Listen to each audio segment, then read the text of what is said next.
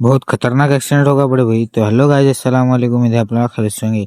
तो हम काम पर जा रहे थे, काम पर जाते समय क्या देखते हैं, यहाँ पे सैलाब गिर रहा था। सैलाब गिरते फिर ऑटो ले लेके हम क्या करें, कपास भर लिए। क्यों बोलते हम धर्माबाद जाने का था, वहीं का अच्छा था, सिर्फ किधर का भी नहीं आता। फिर हम गंगा को आ गए, गंगा को आते इसकी पानी मच्छा पकड़ रहे थे ना। फिर हम फाइनली धर्माबाद आ गए। आते इसकी क्या करे, कपास सीधा वहाँ पे ले गए।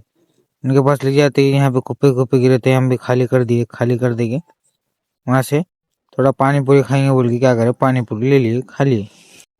फिर हम खा लेके निकल गए। यहाँ पे कार्नल बहुत डेंजर है बड़े भैया, कार्नल पे कभी गाड़ी स्लो चलाते जाओ।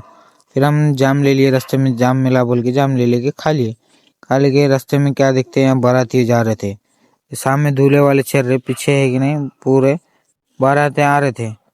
बहुत थे नो, बहुत जनो थे। फिर उतने में क्या देखते हैं, सीमेंट की गाड़ी पलटी हुई थी, बहुत खतरनाक पलटी हुई थी बड़े भाई। तो यहाँ तक का वीडियो पसंद है तो लाइक कमेंट शेयर करो। मिलते हैं नेक्स्ट व्लॉग में, तब तक के लिए अल्लाह हाफिज़।